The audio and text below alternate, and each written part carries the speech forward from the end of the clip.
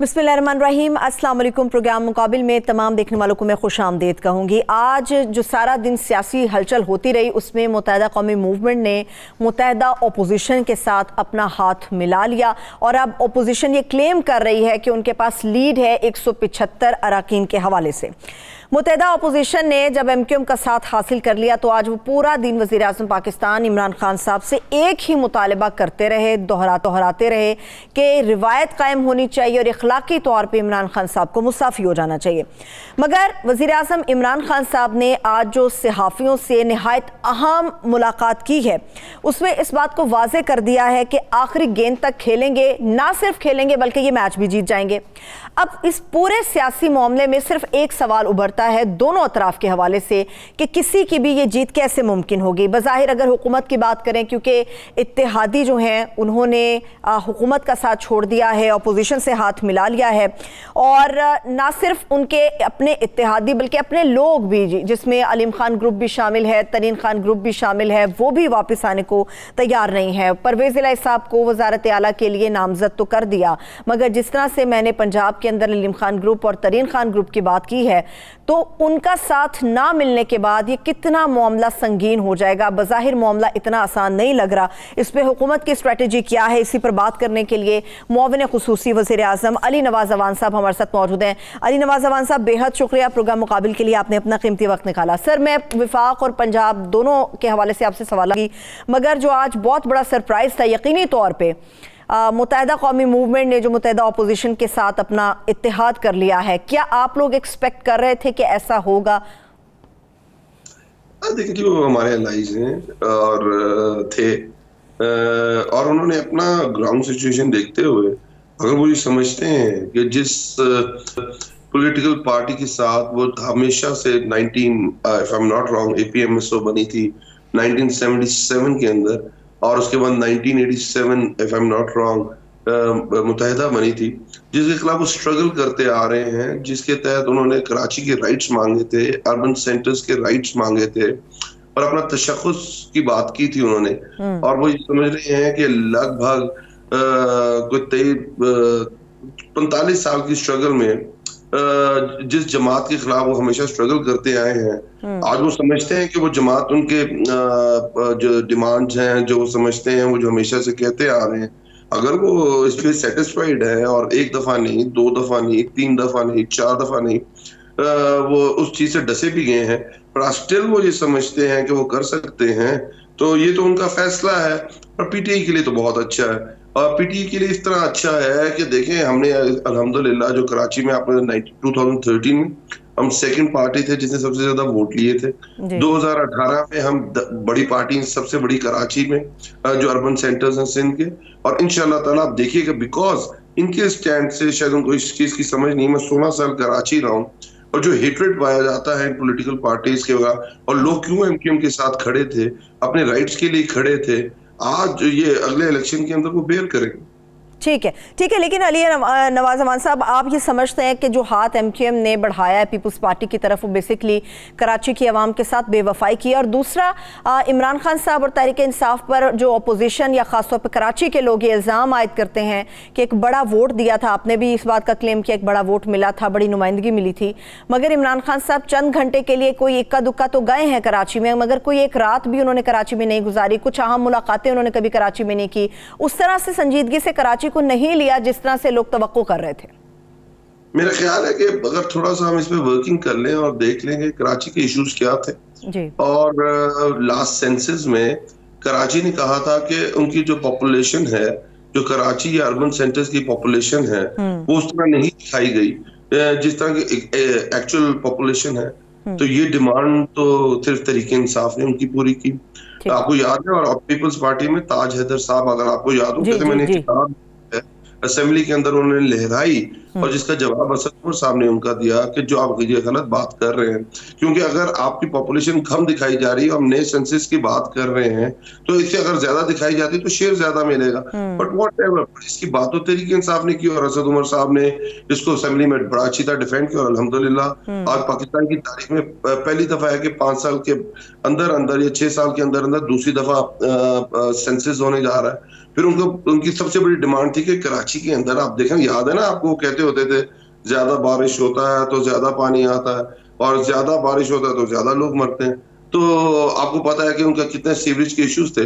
अगर गुज्जर नाला ले लें आप, महमूदाबाद नाला ले लें आप, बाकी 5-3 और हैं, अगर उसके ऊपर किसी ने काम किया है तो तहरीक इंसाफ ने किया है। अगर कराची के अंदर पहली दफा ट्रांसपोर्टेशन सर्विस किसी ने दी है ग्रीन लाइन की, वो तहरीक इंसाफ ने दी है। अगर कराची सर्कुलर रेलवे की बात करें तो उसकी अभी प्राइम मिनिस्टर इनॉग्रेशन करके आए हैं, 14 किलोमीटर वो स्टार्ट हो जाएगी। और जो हम एस्टिमेट कर रहे थे कि कोई 10 लाख लोग उससे फायदा उठाएंगे ऑन डेली बेसिस। और अगर उसके बाद आप देखें कि उनको जो इज्जत मिली है, जो उनके साथ ट्रीटमेंट हुई, आज से पहले एमक्यूएम के साथ तो हमेशा वो कोलिशन गवर्नमेंट्स के अंदर रही है, तो कभी भी आपको याद होगा लास्ट टाइम नून लीग के साथ थे और कराची के अंदर ऑपरेशन हुआ था और एमक्यूएम हिस्सा थी उस कोलिशन का अंदर, पर वो कुछ आपके सामने ये लोगों ने अब डिसाइड करना है। इंशाल्लाह ताला बहुत जल्द इलेक्शंस होंगे और आप देखेंगी कि कराची किस तरह तरीके इंसाफ के साथ खड़ा होगा और सिंध किस तरह तरीके इंसाफ के साथ खड़ा होगा। ठीक है, ठीक है। अली नवाज जमान साहब, आखिरी दम तक, आखिरी लम्हे तक जब रात 2 बजे की मुलाकात नहीं हो गई मुत्तहिदा अपोजिशन के एमक्यूएम के तक, पूरे पाकिस्तान को या फिर तहरीक इंसाफ के सपोर्टर्स को या इमरान खान साहब के चाहने वालों को यही तवक्को थी एमक्यूएम आप लोगों के साथ खड़ी होगी। एक लंबा चौड़ा उन्होंने एग्रीमेंट साइन कर लिया है पीपल्स पार्टी के साथ। 3 मुतालबात उन्होंने पीटीआई के सामने रखे थे, सिर्फ 3 मुतालबात। क्या वो इतने नाजायज मुतालबात थे कि उनको मानना या तस्लीम करना बिल्कुल ही आप समझते थे कि मुमकिन ही नहीं है? कौन से ऐसे मुतालबात थे जो उन्होंने बात की थी? मेरा इस तरह कोई खास मुतालबात नहीं थे। देखें, मैं आपको बात बता रहा हूँ, एमक्यूएम ने बड़ा gracefully, I am telling you, बाकी बहुत सारे हमारे और अलाइज थे, शायद उस तरह ग्रेसफुली उन्होंने रिएक्ट नहीं किया। वो उनका अपना डिसीजन है। आप तहरीके इंसाफ के सामने जो चीजें रखी गई, आज उनकी 7 सीटें हैं, उनके 2 फेडरल मिनिस्टर्स बैठे हुए हैं फेडरल कैबिनेट के अंदर, अमीनुल हक साहब, उसके बाद फरूक नसीम साहब, और उसके बाद जो उन्होंने बात की थी मैरीटाइम्स की, वो भी तहरीके इंसाफ की गवर्नमेंट ने कहा था we are ready for it. और उसके अलावा अब उनकी चॉइस है। ये सवाल आप उनसे ज्यादा अच्छी तरह पूछ सकती हैं कि क्या इससे ज्यादा आज तक किसी जमात ने किसी अलाइंस के साथ जो कमिटमेंट्स की हैं उसको पूरा किया या नहीं किया। सही है, ठीक है। फरूक नसीम साहब की आपने बात की, वो तो बड़े करीब थे इमरान खान साहब के और ये समझा जाता था, बड़े पॉपुलर भी हैं पीटीआई के अंदर, बावजूद इसके कि मुत्तहिदा से उनका ताल्लुक है।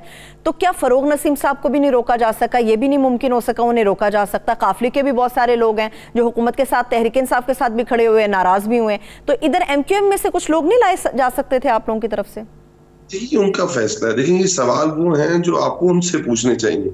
हम एज अ होल एमक्यूएम को, जो हमारी एलआई थी, हमने उनको ट्वीट किया है, हमने कोई इंडिविजुअली किसी को अलग अलग से ट्वीट नहीं किया हुआ। ये वो सवाल है जो आप एमक्यूएम से पूछें, कि जो पूछने चाहिए भी हैं आपको, कि अगर आपकी लास्ट 43 साल की हिस्ट्री की देखा जाए और उसके अंदर अगर कोई जमात जिसके साथ कोलिशन के अंदर गए हैं और जिसने सबसे ज्यादा उनकी बात को ओन किया है, रिस्पेक्ट दी है, उसके बावजूद अगर ये हुआ है तो ये सवाल तो मुझसे उठता है। हमें तो उससे कोई परेशानी नहीं है। सही है, लेकिन अली नवाज जमान साहब, मैं आपसे ये सवाल इसलिए पूछ रही हूँ, मुत्तहिदा के लोगों से मैं इसलिए नहीं पूछ सकती क्योंकि आप लोग खुद मुत्तहिदा के पास गए थे, मुत्तहिदा वाले आपके पास नहीं आए थे, आप लोग मुत्तहिदा के पास गए थे कि इस मामले में हमारा साथ दें, हमारे साथ आगे बढ़े। मैं इसीलिए आपसे सवाल पूछ रही हूँ, ऐसी कौन सी खामियां रह गई हैं हुकूमती टीम की तरफ से कि एमक्यूएम आप लोगों का साथ छोड़ गई? एमक्यूएम के साथ छोड़ने की वजह है कि मुत्तहिदा अपोजिशन आप लोगों से डिमांड करिए खान साहब से कि वो मुस्ताफी हो जाए। मैं इसीलिए ये सवाल आपसे पूछ रही हूँ। बिल्कुल आपके सवाल जायज है, मैं तो ये तो नहीं कह रहा कि आप सवाल गलत सवाल कर रही हैं, पर मेरा कहने का मकसद ये है, देखिए ग्राउंड रियलिटी है कि आपको मैं बार बार कह रहा हूँ, उर्दू स्पीकिंग जो हमारे अर्बन सेंटर्स सिंध के अंदर रहते हैं, उनकी सबसे बड़ी डिमांड्स क्या था? उन डिमांड्स के ऊपर सबसे ज्यादा अगर कोई इम्प्लीमेंटेशन हुई है वो किस दौर के अंदर हुई है? अगर उन्होंने पीपल्स पार्टी के साथ कोलिशन की थी तो आपके सामने कच्चागढ़ का ऑपरेशन हुआ था, आपके सामने अगर नून से उन्होंने की थी तो आपके सामने उसका ऑपरेशन हुए थे। उनकी डिमांड ये थी कि उनके जो अर्बन सेंटर्स हैं, जो उर्दू बोलने वाले हैं, उनको उनका जायज राइट मिलना चाहिए, जायज नुमाइंदगी मिलनी चाहिए। वो हमेशा सवाए तरीके इंसाफ किसी और जमात ने तो दी नहीं उनको। अब जो बाकी सवालात हैं आपके कि वो क्यों गए, क्या वजूहात थी, क्या रीजंस थी, बैकग्राउंड में क्या था, ये तो सवाल वो बनते हैं जो आपने एमक्यूएम से पूछने हैं। हम तो जो हमने उनके साथ एग्रीमेंट्स किए थे, अल्हम्दुलिल्लाह उसमें से हमने तो मैक्सिमम पूरे किए। सही है, ठीक है। चलिए एक और अहम मामला, पंजाब की तरफ भी बढ़ेंगे, मगर उससे पहले एक और अहम मामला वो है उस खत से मुताल्लिक जिसने इस वक्त पूरी सियासत को बदल कर रख दिया। अली नवाज जमान साहब, एक सवाल ये उठ रहा है कि वज़ीर आज़म पाकिस्तान इमरान खान साहब ये क्लेम करते हैं कि 7 मार्च की तारीख को वो ख़त उन्हें मौसूल हुआ, 8 तारीख को यानी 8 मार्च को तहरीक अदम एतमाद जमा करा दी गई। बात यह है कि अगर आप लोग ये पहले से जानते थे तो क्या किसी भी तरीके से ये तहरीक अदम एतमाद को रुकवाया नहीं जा सकता था? अगर ऐसा मुमकिन नहीं था तो आप लोगों ने 3 हफ्ते इंतजार क्यों किया? 27 मार्च तक आप लोगों ने इतना इसको डिले क्यों किया? एक बात सुनाए, मतलब ये 7 को रिसीव हुआ और उससे पहले भी बात ये हो रही थी कि जब खान साहब ने नो मोर कहा था, जब खान साहब ने एब्सोल्युटली नॉट कहा था, जब खान एशिया गए थे, खान साहब ने अमन की बात की थी, जब आपको याद होगा कि जब खान साहब 250 किलोमीटर लंबा बॉर्डर है अफगानिस्तान के साथ और पीसफुल सेटलमेंट की जब बात की थी, दुनिया इसके ऊपर, आपको पता है वेस्टर्न वर्ल्ड ने इसके ऊपर किस तरह रिएक्ट किया था और खान साहब का बड़ा मौकफ था इसके ऊपर और पूरी दुनिया ने इसके पहले उसके खिलाफ थी, हमने स्ट्रगल की और उसके बाद उसी तरह हुआ जो खान साहब ने कहा था और उसके ऊपर हमने बड़ा अच्छा सा रोल प्ले किया।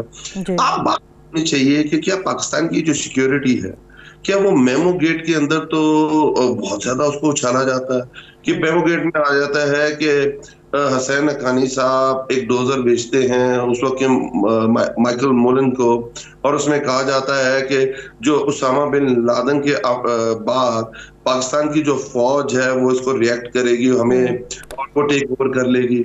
उसके बाद आपको याद होगा डॉन लीक्स के अंदर आता है कि जो पठानकोट के अंदर हम तो एक्शन करना चाहते हैं, हम तो मुंबई टैक्स के अंदर जो पाकिस्तान के अंदर हम एक्शन करना चाहते हैं और पाकिस्तान की फौज रोकती है। अगर आपको याद हो कि कारगिल के अंदर जो इंसिडेंट हुआ था, जो वॉर थी और उसके बाद पूरा दुनिया से प्रेशर आया था, तो नवाज शरीफ साहब पूरा जहाज भर के अमेरिका पहुंच गए थे और कहते हैं मुझे पाकिस्तान की फौज से बचाओ। अगर वो नेशनल एक थ्रेट थी, अगर वो नेशनल सिक्योरिटी के लिए थ्रेट थी, तो क्या ये बात आज सवाल नहीं उठना चाहिए कि पाकिस्तान की सिटिंग प्राइम मिनिस्टर को एक मरासला भेजा जाता है, उसके अंदर कहा जाता है कि आपका जो अदम एतमाद है अगर कामयाब ना हुआ तो ये पाकिस्तान के लिए अच्छा नहीं होगा, पाकिस्तान को कॉन्सिक्वेंसेस भुगतने पड़ेंगे। उसमें ये कहा जाता है कि जो आपकी खारजा पॉलिसी है उसको आपको चेंज करना होगा। उसके अंदर डायरेक्टली थ्रेट किया जाता है प्राइम मिनिस्टर ऑफ पाकिस्तान को। अगर जो threat prime minister of Pakistan को है, अगर वो नेशनल सिक्योरिटी कंसीडर नहीं होती तो आई डोंट नो कौन सी थ्रेट कंसीडर होती है। पर जिस तरह पाकिस्तान में ट्वीट किया गया है, मेमो गेट एक इंटरनल था, लड़कों के पाकिस्तान की फौज के ऊपर इल्जाम लगाया गया था, उन्होंने कहा गया था कि, और दूसरी तरफ देखें खान साहब बात क्या कर रहे हैं। खान साहब तो ये कह रहे हैं कि हमें आजाद खारजा पॉलिसी होनी चाहिए हमारी, के साथ कोई बुरा रिलेशन नहीं रखना चाहते, हम अच्छे रिलेशन रखना चाहते हैं। एक अच्छे जिस तरह के दुनिया के अंदर जिस तरह अच्छे दुनिया के ममालिक बिहेव करते हैं हम वैसे बिहेव करना चाहते हैं। बट हमारे जो इंटरनल फैसले हैं वो पाकिस्तान लेगा और वो फैसले हैं जो पाकिस्तान की लोगों के लिए अच्छे होंगे। आप पाकिस्तान की हिस्ट्री चेक करके देखें, क्या पाकिस्तान में 70s के अंदर जो जुल्फकार अली भुट्टो को लेटर लिखा जाता है साइरस रॉबर्ट्स की तरफ जो सेक्रेटरी स्टेट होते हैं उस वक्त, और वो थ्रेट करते हैं कि आप अपना एटॉमिक प्रोग्राम रोल बैक करें, और वो जाकर लहराते हैं, उसको दिखाते हैं कि वो पाकिस्तान के लिए थ्रेट नहीं था। क्या मुझे पाकिस्तान की जो आजाद खारजा पॉलिसी को जो कहा जाता है कि 1980 जो रशियन इन्वेजन होता है अफगानिस्तान के अंदर, पाकिस्तान तो उसका कोई हिस्सा नहीं था, पाकिस्तान तो उसके कोई मसाइल नहीं थे, वो तो अफगानिस्तान में इन्वेड कर रहे थे और पाकिस्तान को एक पपेट बनाया जाता है और जहां बिल्ला के नाम के ऊपर आपको उधर धकेल दिया जाता है और 10 लाख अफगानी जो हमारे मुस्लिम भाई हैं वो बेचारे में शहीद या हलाक हो जाते हैं, पूरी इकॉनमी उनकी तबाह हो जाती है और आज तक उससे नबर्द आजमानी हुए उस सिस्टम के थ्रू। उसके बाद एनलाइटमेंट आती है, मुशर्रफ साहब आते हैं और वो ये कहते हैं कि क्योंकि 9/11 हो गया जिसमें अफगानिस्तान में कोई भी बंदा शामिल नहीं था, पाकिस्तान का कोई बंदा भी शामिल नहीं था, उसको कहा जाता है कि आपके साथ जो 250 किलोमीटर लंबा बॉर्डर है, इस तरफ भी पश्तून भाई रहते हैं, उस तरफ भी पश्तून भाई होंगे, कल्चरल रिलेशंस है, ब्लड रिलेशंस है, आप उसके ऊपर चढ़ाई कर दें, आपके पाकिस्तान के अंदर से ड्रोन अटैक उड़े, उन पे बारी करें और पाकिस्तान का कबायली एरिया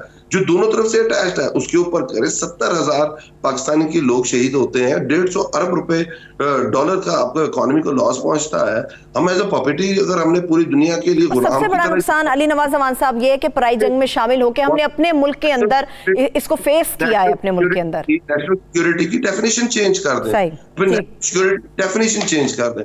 अगर ये थ्रेट कंसीडर नहीं की जा रही, अगर ये थ्रेट को नहीं समझा जा रहा, तो मुझे बात बताएं, प्राइम मिनिस्टर इमरान खान का क्या है? प्राइम मिनिस्टर इमरान खान तो हमेशा पाकिस्तान का वो है जिसने पाकिस्तान का सर ही ऊंचा किया दुनिया के अंदर, चाहे वो क्रिकेट के अंदर हो, वो सोशल सर्विसेज के अंदर हो, कि सोशल सर्विस में मेडिकल में अगर शौकत खानम है, शौकत खानम नहीं तो नमल यूनिवर्सिटी है, अगर क्लाइमेट चेंज है तो बोरिस जॉनसन उसकी तारीफ कर रहा है, इस्लामोफोबिया की बात है तो उसके उधर जस्टिन ट्रूडो बात कर रहा है, उसके उधर पुतिन बात कर रहा है, चाइना आपकी सपोर्ट कर रहा है, ओआईसी कह रही कि हम एक वर्ल्ड हमें एक ऐसा लीडर मिला। ये तो डेफिनेटली अली नवाज अवान साहब, वज़ीर आज़म इमरान खान साहब को बहुत बड़ा क्रेडिट जाता है। मुझे एक अहम सवाल इसी मामले पर आपसे करना है मजीद। मुझे अली नवाज अवान साहब ये बताइएगा, मैं अभी एक निजी चैनल के ऊपर आप ही के जमात के रुकन हैं फैसल वाडा साहब, उनको सुन रही थी। उनका बयान बड़ा ही ख़तरनाक था।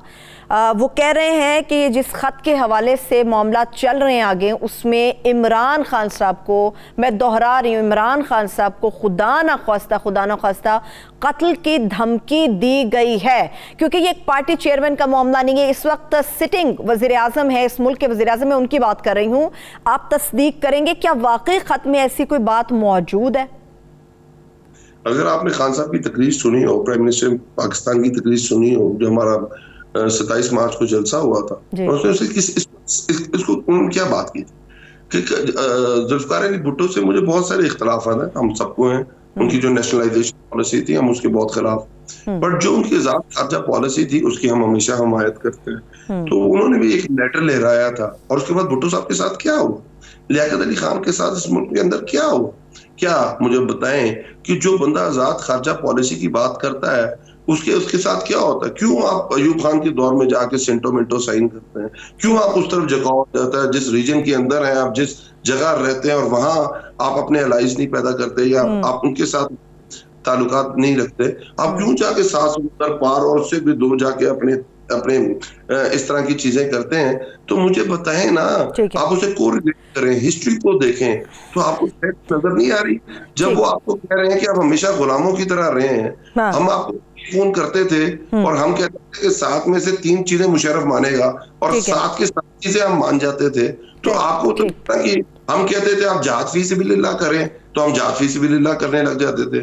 हमें वो कहते थे मॉडर्न एनलाइटमेंट करें, और उसके तहत आप जिन लोगों को पहले आपने कहा था कि वो जहाद फी सबिलिल्लाह, आप उनके खिलाफ हो जाए, मारना शुरू कर दें। चलिए अली नवाज अवान साहब, मुझे ब्रेक की तरफ जाना है। ठीक है सर, ब्रेक की तरफ जाना है, मगर ब्रेक पर जाने से पहले मैं आपसे निहायत अहम सवाल पूछूंगी, मुख्तसर उसका जवाब मुझे चाहिए होगा। पार्लियामेंट का मुश्तरका इजलास इन कैमरा इजलास है जिसके अंदर खत को सामने लाया जाएगा, किस तरह से दीगर सियासी जमातों को आप लोग कॉन्फिडेंस में लेंगे? देखिए, सिंपल सा तरीका है कि जो नो कॉन्फिडेंस मोशन मूव हुई है उसके अंदर एक इल्जाम ये भी लगाया गया है प्राइम मिनिस्टर इमरान खान को कि जो आपकी खारजा पॉलिसी है, तो उस खारजा पॉलिसी की वजह से आप दुनिया में तनाव होके रह गए। तो उसका जब जवाब देना है प्राइम मिनिस्टर इमरान खान ने, वो पार्लियामेंट के अंदर ही देना है, और ये 3 दिन इसके ऊपर डिबेट होगी। उसमें से किसी टाइम भी स्पीकर साहब उसे इन कैमरा कर सकते हैं और उसके अंदर सारी ब्रीफिंग दी जाएगी। ठीक है, जो कुछ भी हो इस मुल्क के मुफाद में होना चाहिए, पाकिस्तान के लिए वो बेहतरीन होना चाहिए।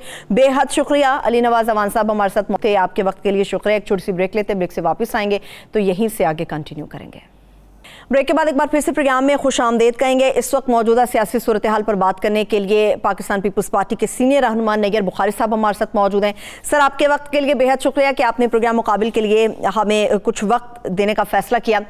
सर, बहुत बड़ी कामयाबी इसको गर्दाना जा रहा है कि आपने मुत्तहिदा कौमी मूवमेंट को अपने साथ बिल्कुल आखिरी लम्हात में मिला लिया, मगर एक सवाल ये उठ रहा है, दहाइयों का ताल्लुक है, चंद महीनों से ज़्यादा बाकी नहीं रहा। ये मुआहिदा तो आपने कर लिया, मगर कब तक बरकरार रहेगा? शुक्रिया। इंशाल्लाह आप देखेंगे कि जिस स्पिरिट के साथ ये मुआहदा एग्जीक्यूट हुआ है MQM का और पाकिस्तान पीपल्स पार्टी का, तो ये तो इसीलिए मुआहदा किया गया कि हम बेहतरी की तरफ जाएं और बिलखुसूस जो कराची और सिंध के इश्यूज़ हैं उस पर एग्रीमेंट है, तो ये कंटिन्यू करेगा। और हम समझेंगे कि ये इस सूबे के आवाम के लिए, कराची के लिए और बिलखुसूस पाकिस्तान के आवाम के इंटरेस्ट में था जो मुआहदा एग्जीक्यूट किया गया। तो आप अभी मुआहदा आज एग्जीक्यूट हुआ, उसके समरात कल से आने शुरू, बल्कि आज से समरात आने शुरू हो गए हैं। तो आप पहले ही क्वेश्चन कर रही हैं कि कब तक रहेगा। Let's see it will work. और इसने हमने मुआहदा इसीलिए किया है कि इसके तहत दोनों पार्टीज और बल्कि जो ऑपोजिशन की दीगर पार्टीज हैं वो भी इसमें सपोर्टिव है और मुआहदा कंटिन्यू करेगा। सही है, ठीक है सर। मैं सवाल इसलिए ये आपसे कर रही थी क्योंकि माजी में कुछ ज़्यादा देर तक ये मुआहदे नहीं चल सके। 88 से ऑनवर्ड हम देख लेते हैं तो पाकिस्तान पीपल्स पार्टी और मुत्तहदा कौमी मूवमेंट के दरमियान जब भी कोई एग्रीमेंट हुआ है वो चंद महीनों के ऊपर मुहित था, इससे ज़्यादा देर नहीं चला। इसलिए बड़ा मेरा अहम सवाल था और पूछना भी ज़रूरी था कि कब तक चलेगा। एनीवे सर, मुझे ये बताइएगा, अगला इलेक्शन होगा साल 2023 का, उसमें उस इलेक्शन में मुत्तहदा कौमी मूवमेंट और पाकिस्तान पीपल्स पार्टी दोनों जमातें हरीफ होंगी या फिर हलीफ होंगी? देखें, ये बड़ा प्री मेच्योर क्वेश्चन है। एक तो आपका क्वेश्चन है उसको मैं in accordance with the given circumstances नहीं समझता। ठीक है, ऑब्वियसली अब ये गवर्नमेंट इंस्टॉल होगी मुत्तहदा अपोजिशन की, इस पे हम तो चाहेंगे कि हम जल्द से जल्द इलेक्शन करें। कुछ इलेक्शन रिफॉर्म्स की बात है, लेकिन हम समझे थे कि फ्रेश इलेक्शंस ही इस मुल्क के मसाइल का हल है।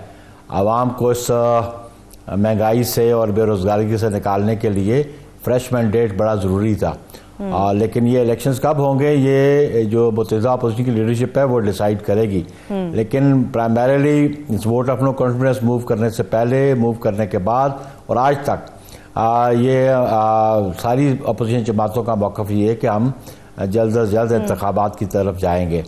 और मैं समझता हूँ कि आज जो मुत्तहदा कौमी मूवमेंट पाकिस्तान के साथ जो मुआहदा हुआ और अपोजिशन की सारी लीडरशिप की प्रेजेंस में हुआ और वो साइन भी वहाँ पे हुआ, तो ये ऐसा मुआहदा है कि जिसके तहत मौजूदा हुक्मरानों के पास कोई जवाज़ नहीं रहा कि वो हुकूमत में बैठे और वो अपना नंबर्स जो हैं वो उनके पास रिक्वायर्ड नंबर्स नहीं है। उनके अलाइज उनको छोड़ चुके हैं, उनके अपने मेंबर्स डिफेक्ट कर चुके हैं और अब जो अपॉइंटमेंट्स भी इस सारी सूरत हाल के बाद की जा रही हैं या जो इंस्ट्रक्शंस दी जा रही हैं वो मॉरली भी और लीगली दुरुस्त नहीं है। और असल बात ये थी कि इनमें अगर थोड़ी सी इखलाकी जुर्रत है और ये आइन और कानून को समझे हैं तो इस प्राइम मिनिस्टर को स्टेप डाउन करना चाहिए और या तो फिर कल जब सेशन हो रहा है तो वोट करवा लें अगर ये तुम्हें इतना एतमाद है।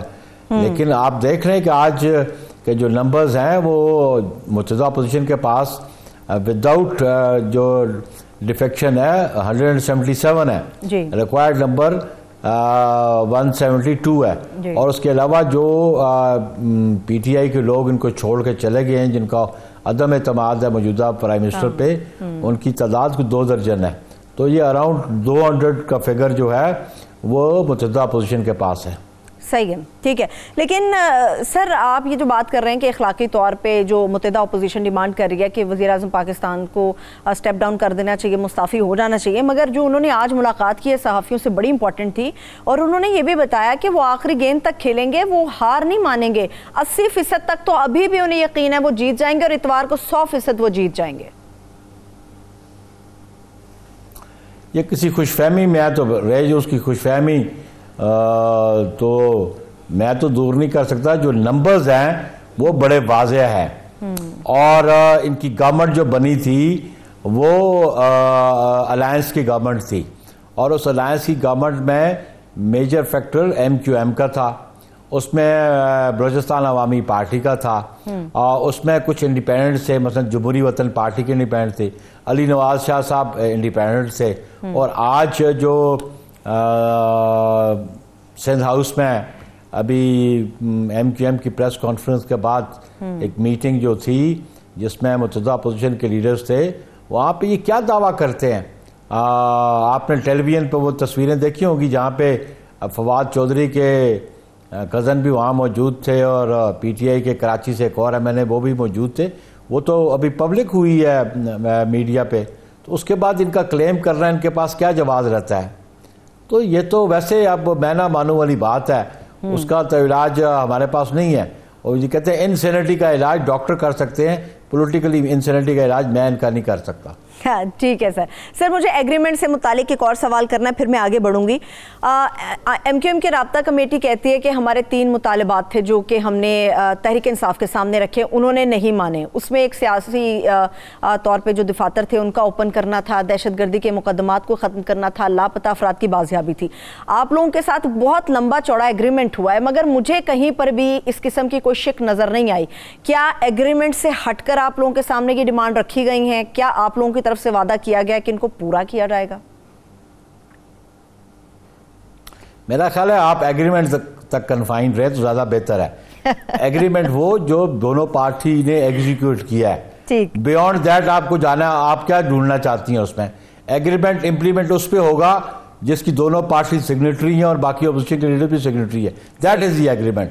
बियॉन्ड दैट जो बात है वो पॉलिटिकल डायलॉग होता रहता है, होता रहेगा, लेकिन एग्रीमेंट जो एग्जीक्यूट हुआ है वही मुआहदा है जिस पे अमल दरामद होगा। ठीक है सर, आपके बातें गुफ्तगू पॉलिटिक्स में होती रहती हैं। हाँ, ये आपकी बात दुरुस्त है, मगर आपके मौक़िफ़ ने बहुत सारी चीजें क्लियर कर दी हैं मुझे इस मामले पर भी और देखने वालों को भी।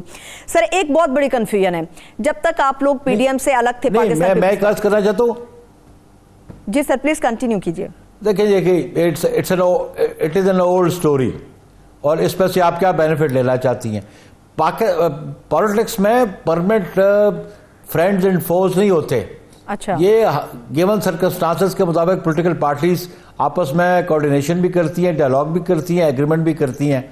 तो मुझे समझ नहीं आती कि आप क्या चाहती हैं कि आपकी डिक्टेशन पे पॉलिटिकल पार्टीज काम करें। नहीं सर, मैं तो सवाल कर रही हूं। देखती हैं मौजूदा हाल, सर मैं तो हालात के मुताबिक पार्टीज एडजस्टमेंट करती हैं। सही, ठीक है, लेकिन मेरा सर एक छोटा सा सवाल था और आपने बिल्कुल वाजे कर दिया उसको। सर एक कंफ्यूजन है, जब तक आप PDM से अलग थे पाकिस्तान पीपल्स पार्टी, हमने एक ही बात सुनी और आवाम तक पहुंचाई गई कि 2023 के जब इलेक्शंस होंगे तो अगला वजीर आज़म मुल्क का बिलावल भुट्टो जरदारी साहब होंगे। मगर नून लीग जब जलसा करती है, रैली निकालती है, या पाकिस्तान पीपल्स पार्टी के बिलावल भुट्टो जरदारी साहब आज ये बात करते हैं, वो कहते हैं कि अगला वजीर आज़म शहबाज शरीफ साहब होंगे। बताइएगा कि ये 2023 तक होंगे या 2023 के इलेक्शंस के बाद की आप लोग बात करते हैं? ये कंफ्यूजन अभी भी बरकरार है। देखिए कोई कन्फ्यूजन नहीं है, ये आपको कन्फ्यूजन हो जाता है। मैं समझो हर पॉलिटिकल पार्टी का ये राइट है कि वो अपने प्राइम मिनिस्टर बनाने के लिए जुस्तजू करे। It is a political process. आया ये कोई पाबंदी है कि कोई और शख्स क्लेम न करे कि मैं हमारी पार्टी का प्राइम मिनिस्टर होगा? बाकी जब इलेक्शंस होंगे, जो रिजल्ट्स आएंगे उनको सामने रख के फिर डिसीजंस होंगे। लेकिन हर पॉलिटिकल पार्टी का ये राइट है, नून का भी राइट है, इवन JOEF का भी राइट है, इवन MQM का भी राइट है, हर पॉलिटिकल पार्टी का राइट है। तो इसी तरह चीफ मिनिस्टर का है। ये कोई ऐसी बात नहीं है कि जो इलीगल या अननेचुरल बात की जा रही हो पॉलिटिकल पार्टीज के साथ। Anybody can say I will be Aspire कर रहा तो कोई जुर्म नहीं है ना। किसी पार्टी को किसी ऑफिस के लिए एस्पायर कर रहा कोई जुर्म है? कतन कोई जुर्म नहीं है। ठीक है, ये पॉलिटिक्स है, it is a political process. सही है, ठीक है सर। पार्लियामेंट के मुश्तरका इजलास के अंदर जिस खत के हवाले से बात हो रही है, मेरी गुज़श्ता रोज़ नवीद कमर साहब से बात हुई तो वो तो कह रहे थे कि आप लोग इसको एक मजाक के तौर पर देख रहे हैं, एक मजाक है, इसके अलावा कुछ नहीं है। सर पार्लियामेंट का जो मुश्तरका इजलास होने जा रहा है उसमें वो खत भी पेश किया जाएगा। नून लीग की तरफ से शहबाज शरीफ साहब ये बात कर चुके अलल ऐलान कि अगर वाकई बैरूनी साजिश हुई तो मैं इमरान खान साहब के साथ खड़ा हूँगा। क्या सर पाकिस्तान पीपल्स पार्टी भी ऐसी ही सोच रखती है? अगर वाकई ऐसा कुछ हुआ तो आप खान साहब का साथ देंगे? हम ये समझते हैं कि ये सारे डिली डैली करने के तरीके अडॉप्ट कर रहे हैं। ना कोई इस किस्म का खत है, और जो खत भी है जिसके कंटेंट्स आज कुछ आए हैं कि वो किसी फॉरेन कंट्री के तो खत ही नहीं है। वो तो एक जो पाकिस्तान का एम्प्लॉय है उसने एक एप्रीहेंशन का कोई जिक्र किया होगा, लेकिन वो भी आज इस्लामाबाद हाई कोर्ट का फैसला आ चुका है कि ऑफिशियल सीक्रेट एक्ट भी मौजूद है और वो ओथ भी लिया हुआ है जो प्राइम मिनिस्टर लेता है और जो MNAs लेते हैं, जो मिनिस्टर लेते हैं। तो फिर उस ओथ को सामने रखा जाएगा। हाई कोर्ट की ऑब्जर्वेशन आई है और बल्कि हाई कोर्ट ने तो ये कह दिया है कि इसको जो प्राइम मिनिस्टर है इसको आप अपने ऑफिशियल सीक्रेट एक्ट को मद्देनजर रखेगा। तो मैं समझता हूँ कि अभी ये जॉइंट सेशन में जाने की जरूरत नहीं है। अभी हम समझते हैं कि he is not a prime minister now, कि आज की MQM की अनाउंसमेंट के बाद 177 नंबर बराह रास्त विदाउट डिफेक्शन जॉइंट अपोजिशन के पास है।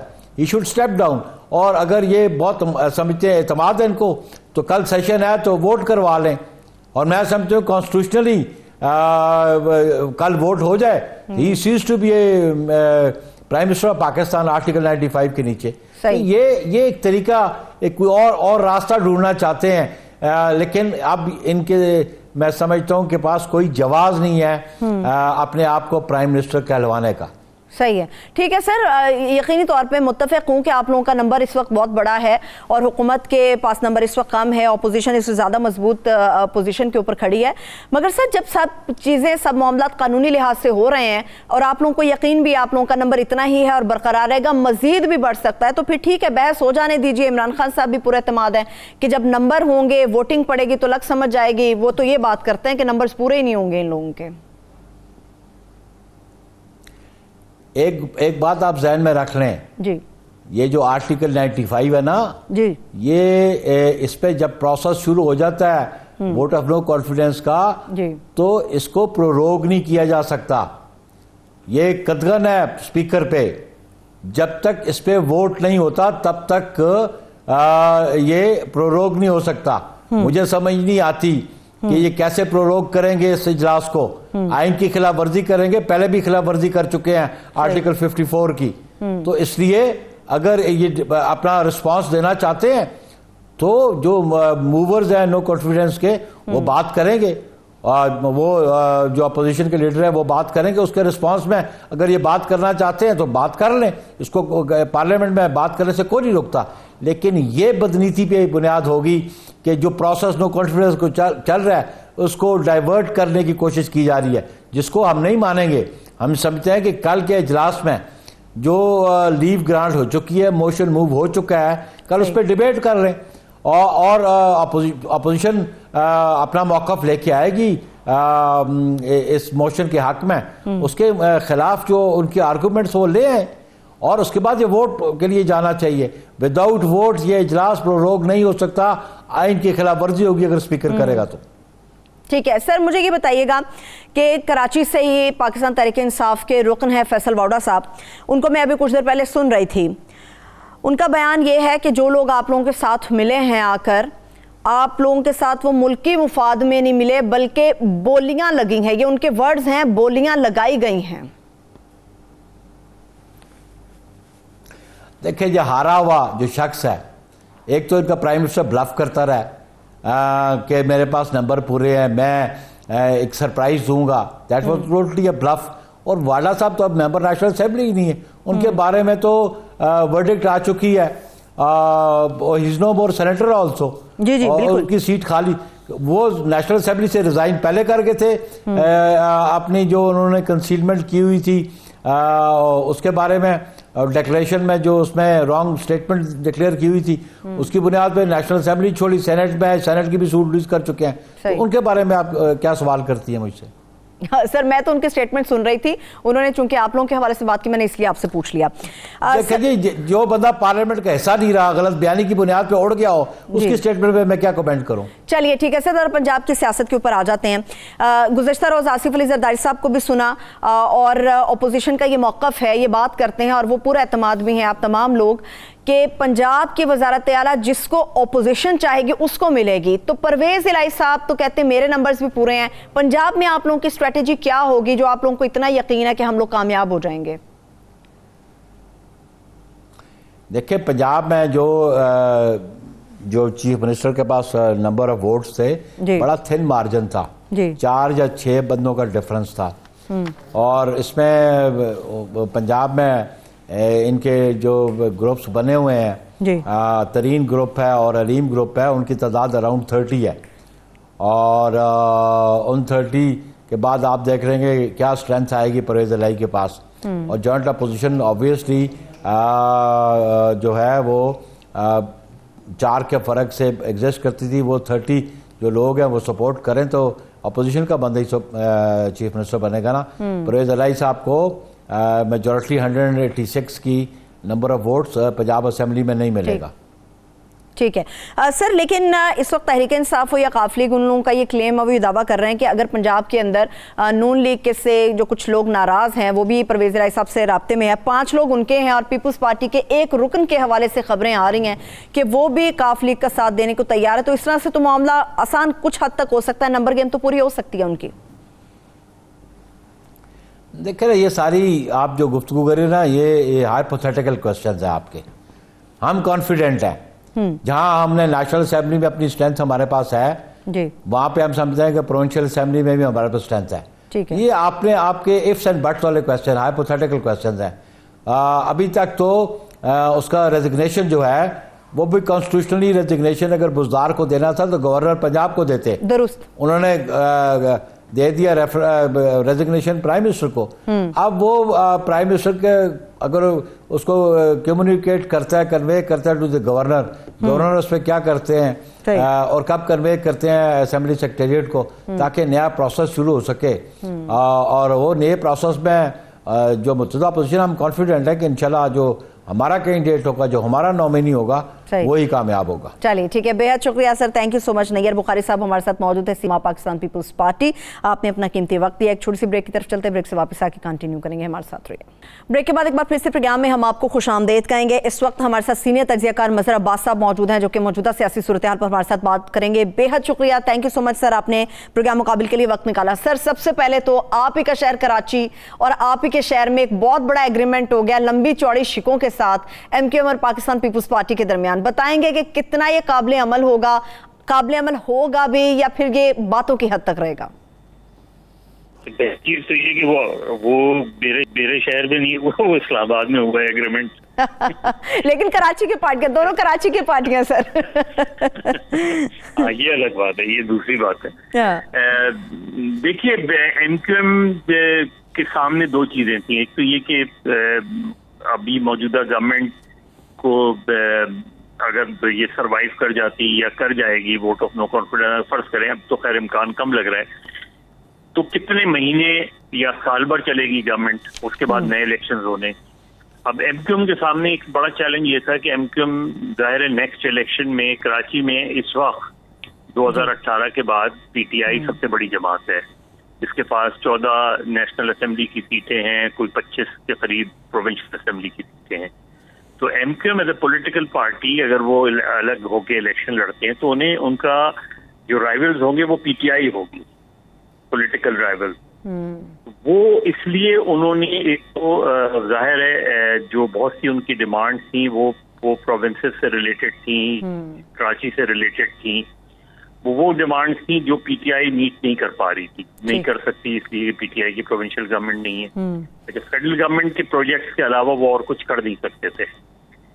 दूसरी चीज ये है कि उनके बहुत से ऐसे डिमांड थे जो पिछले फॉर द लास्ट 3.5 years वो चाह रहे थे कि वो पीटीआई या वजीर आजम अपना इन्फ्लुएंस यूज करें और उनको मीट करें, जिनमें उनके जाहिर है उनके दफातर का खुलना और उसमें उनको पॉलिटिकल स्टेज ज्यादा से ज्यादा देना, उनके जो लापता लोग हैं उनकी रिकवरी।